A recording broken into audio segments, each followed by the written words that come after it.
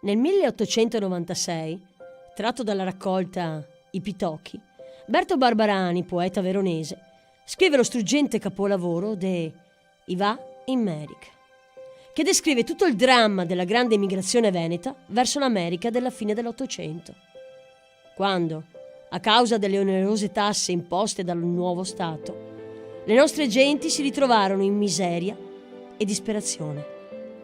E l'unica soluzione possibile sembrava solo la partenza. Costretti alla scelta: lasciare tutto e partire verso l'ignoto o rimanere con il rischio di morire di fame. La prima sembrava proprio l'unica ed ultima speranza. I va in Merica. Fulminai da un fraco de tempesta. L'erba del pra per una metà passia.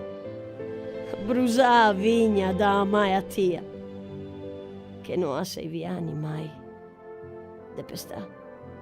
Ipoteca tutto quel che resta, col formento che va in carestia. Ogni paese che ha la sua agonia. E fa meglio un pegroso a testa. Crepà vacca che da sé al formaio, morta donna a partorire a fioia. Protestai cambiai dal notaio. A festa, sarai dentro un'osteria, con gran pugno battu soratoia. Porca Italia e bestema! Andremo via. E i seconda tra tutti, in quanti sio? No, appena indiese che può far strapasso. E resto donne coi puttini in braccio. E resto vecchi coi putei a drio.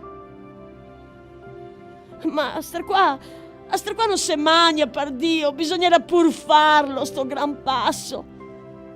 Se l'inverno capita col giasso, pori noi altri. E che ne fa un desio. Dentro l'ottobre, carghi de fagotti, dopo aver dito mal di tutti i siori, dopo aver fusiato 3-4 gotti, mi se da 2 strucconi tra de ori, e tontonando e ciapa sulla strada e va in Merica.